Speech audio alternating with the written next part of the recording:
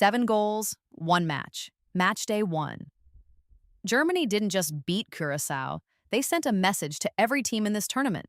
But here's what the scoreline doesn't tell you about how this game actually unfolded. Welcome back to World Goals, your home for World Cup 2026 analysis. Germany are up and running in spectacular fashion, a 7-1 demolition of Curaçao at NRG Stadium to open group stage proceedings. In this full breakdown, we're covering the tactical story behind the scoreline, the individual performances that stood out, what the stats actually reveal, and crucially, what this result means for where Germany go from here. Let's get into it. 6 minutes. That's how long it took Germany to make their intentions absolutely clear. Felix Nmecha opened the scoring inside the first 6 minutes, and from that moment, the tactical blueprint was set. Germany came into this one in a high-pressing, aggressive shape. They wanted to suffocate Curaçao's build-up from the very first whistle, and that's exactly what happened. Curaçao set up in a disciplined mid-block, trying to stay compact and make Germany work through narrow spaces. And for a brief spell, it looked like that plan might at least keep the scoreline respectable.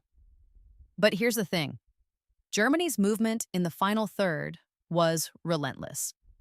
They weren't just overloading wide areas, they were rotating through the middle, dragging defenders out of position and creating second-phase opportunities that Curaçao simply couldn't cope with. The first half tells the whole story structurally, and Nmecha's opener gave Germany instant momentum, but what's fascinating is the response Curaçao managed. Livano Comenencia pulled one back in the 21st minute, and credit where it's due, that was a genuine moment of quality from the underdogs. For a brief window, there was a real match here.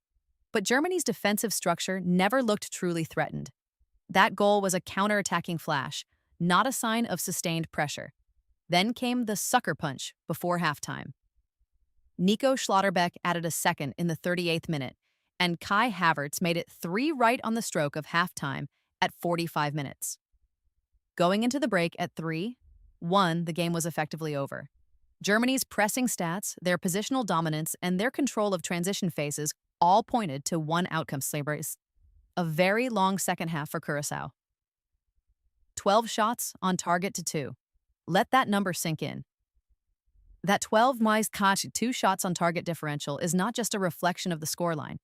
It's a window into how completely Germany dominated every phase of this match.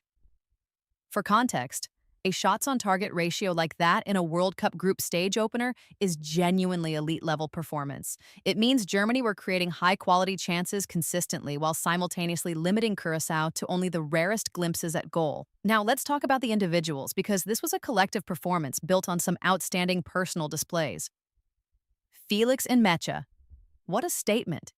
Scoring inside 6 minutes on a World Cup stage, in a tournament on home continent soil under enormous expectation. That's a player who arrived ready. His movement before the goal was sharp, his finish was composed, and it set the tempo for everything that followed. Keep an eye on Nmecha throughout this tournament. That's a player with genuine big-game mentality. Nico Schlotterbeck at the back and then popping up to score? That's your classic modern center-back story. Comfortable in possession, willing to carry the ball, and dangerous from set pieces. His goal just before the 40-minute mark killed any faint hope Curaçao had nursed from that Comenencia strike. Germany's defensive unit looked assured throughout, and with only 2 shots on target conceded across the entire match, the backline deserves enormous credit. Then there's Kai Havertz. The 45th-minute goal was perfectly timed psychologically.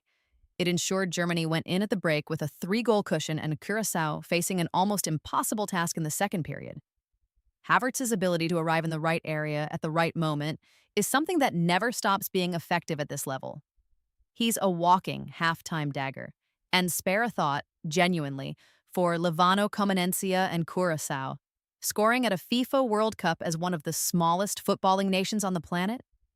That's a moment their supporters will remember forever, regardless of the final scoreline. In a 7-1 defeat, finding the net takes real character. Germany came into World Cup 2026 carrying the weight of recent tournament history. Exits that hurt, a fan base demanding more, and a squad that has genuine quality waiting to prove it on the biggest stage. This opening result, it doesn't answer every question, but it answers the first and most important one. Can this Germany team turn up and perform from minute 1? Absolutely yes. A 7, 1 victory with a 12, 2 shots on target stat line in the opening group game does something specific for a tournament contender. It sends a psychological signal to every other group stage opponent watching the tape. Germany aren't easing into this World Cup. They're sprinting out of the blocks. But here's what nobody is fully talking about yet: the goal they conceded.